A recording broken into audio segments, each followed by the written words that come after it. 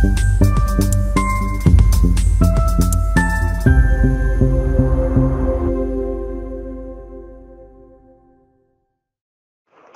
गांव में सख्त लॉकडाउन लागू। छत्रपति शिवाजी महाराज की प्रतिमा विटंबना, यावत गांव बंद, हर स्तर पर विरोध। 26 तारीख को घटना घटी जब एक उपद्रवी ने दौंड तहसील के यावत स्टेशन पर नीलकंठेश्वर मंदिर में छत्रपति शिवाजी महाराज की मूर्ति को दुष्कृत कर दिया और विडंबना कर दिया। इस घटना में सुबह 4:30 से 5:30 बजे के बीच घटी घटना। इस संबंध में यावत पुलिस ने अज्ञात व्यक्ति के खिलाफ मामला दर्ज कर दिया गया है। ढमढेरे राहणार यवत रेल्वे स्टेशन, तालुका दौंड, जिल्हा पुणे। नीलकंठेश्वर मंदिर आपला उत्सव या नावाने इथं आता 15 वर्ष झालं मंदिर स्थापन करून छत्रपती शिवाजी महाराजांची मूर्ती ही गेल्या 8-9 वर्षापासून इथं प्रस्थापित आहे आणि 8-9 वर्षापासून तिथं विधिवत पूजा वगैरे सगळं होत असतं। तशा पण काल अचानक रात्री कुणीतरी नाराज हे सगळ्या समाजाला कलंक लावला असं कृत्य केलेलं आहे। त्याचा मंदिराच्या वतीने आम्ही जाहीर निषेध करतो आणि अशा विरोधात प्रवृत्तींना शासनाने कडकच्या कडक शिक्षा करावी। परत अशी कोणाची हिंमत झाली नाही पाहिजे महाराष्ट्रात येऊन महाराष्ट्राच्या देवधर्मांची विटंबना करण्याची, एवढी विनंती शासनाला सगळ्यांच्या वतीने करतो। ही घटना कधी घडली? काल रात्री 1-1:30 नंतरच्या नंतर। तेव्हा तुम्हाला आम्हाला सकाळी 6:15 ज्या वेळेला आमचा इथं सफाई कामगार आला सफाई करायला, त्यावेळेला त्याच्या निदर्शनात आलं, त्यांनी फोन करून कळवलं की असं असं झालेलं आहे। मग त्यानंतर आपण पोलीस प्रशासनाला कळून पोलीस प्रशासनाने इथे येऊन त्यांची कारवाई केली। मग ते काय केलं पोलिसांनी मूर्ती वगैरे घेऊन गेले आणि त्यांनी मग ते बाकीचा ते चप्पल सापडली होती, मोबाईल सापडला होता, त्या दृष्टीने त्यांनी मग तपासाला सुरुवात केली।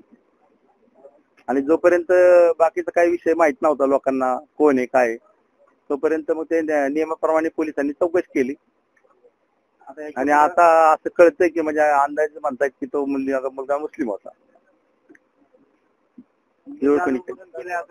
जाणून बुजून केलेलं असू पण शकतं, पण त्याची तीच आता निपक्षपाती चौकशी आणि त्याच्या मागची काय भावना आहे, त्याच्या मागचे कोण सप्लायर आहेत, कोण करणार आहेत, या गोष्टी सगळ्या पोलिसांना उजेड करावे लागतील। कारण तेच महत्वाचं आहे। कारण आपण 8 वर्षापासून मूर्ती इथं ओपन मध्ये आहे आणि आता तर कुलूप लावलेलं असताना असं होतंय, तर याच्या मागे काय कारण आहे ते पोलिसांनी शोधलं पाहिजे। ती व्यक्ती सकाळी गावात फिरत होती, पण मग पोलिसांनी त्याच्यावर कारवाई नाही केली। गाडायच्या आधी फिरत होती ना, म्हणजे सकाळी पोलीस कंप्लेंट व्हायच्या आधी, नंतर पोलिसांनी तपास चालू केलाय असं आहे। सापडायला पण पाहिजे, गावातलाच माणूस बाहेरचा थोडी।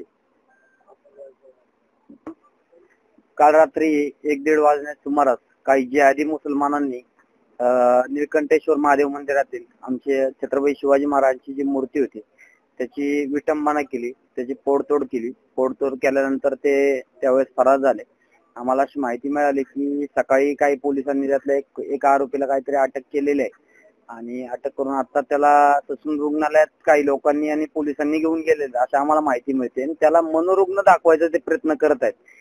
आमचं पोलीस प्रशासनाला नम्र विनंती आहे की आणि प्रेमाचं सांगणं आहे की जी खरी जे कंडिशन आहे, जी खरी परिस्थिती आहे ती तुम्ही समाजासमोर आणा, त्यावेळेस समाज शांत राहील आणि शांततेत आंदोलन करत। पण तुम्ही खोटी परिस्थिती पोलिसांनी जर समाजासमोर आणायचा प्रयत्न केला किंवा प्रकरण दाबण्याचा प्रयत्न केला किंवा शांत करायचा प्रयत्न केला तर ते अजून चिघळेल किंवा वाढेल, मग समाज शांत बसणार नाही। समाजाच्या पद्धतीने मग आमच्यात पण मनोरुग्ण भरपूर जण आहेत, ह्याची पोलिसांनी काळजी घ्या। आमच्यातले मनोरुग्ण बाहेर यायचे, हिंदू समाजातले मनोरुग्ण बाहेर यायच्या आधीवर तुम्ही त्याच्यावर काय असेल ती कारवाई करा, नाही तर हिंदू समाजचा आपला 2-4 दिवसात काय होईल याची परिस्थिती तुम्ही सांगू शकत नाही, आम्ही सांगू शकत नाही। याची आरोपींची नावं सगळी जिहादी आहेत। आता 4 वाजेपर्यंत आम्हाला कळले पोलीस आरोपींना राहिलेल्या 2 आरोपींना पण अटक करणार आहे, तर 4 वाजल्यानंतर आरोपींची नावं जाहीर होतील। पण पोलीस प्रशासनाला विनंती आहे की जी खरी परिस्थिती आहे तीच तुम्ही समाजासमोर आणा। उगाच त्यांना मनोरुग्ण दाखवायचं आणि हडपसर सारखा जे प्रकरण झालं होतं ससानगरचं तसं प्रकरण करायचा प्रयत्न करू नका, त्यांनी वातावरण अजून चिघळेल। जी खरी परिस्थिती आहे ती तुम्ही समोर आणा, ती तुम्हाला निम्र विनंती आहे। त्याच्यावर कठोरात कठोर कारवाई करा। परत या जिहाद्यांचा असा माच ह्या भागामध्ये, या पुण्यामध्ये, महाराष्ट्रामध्ये कुठे झालं नाही पाहिजे, याची काळजी घ्या। जय श्रीराम। जय नाव हमीद सय्यद या नावाचा आरोपी आहे असं आम्हाला कळलेलं आहे, तर काही वेळात ते पण डिक्लेअर होईलच।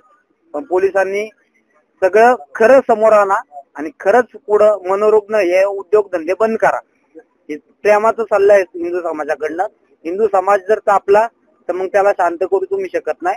ते तापाच्या आतवर हे वातावरण शांत करा. जय श्रीराम.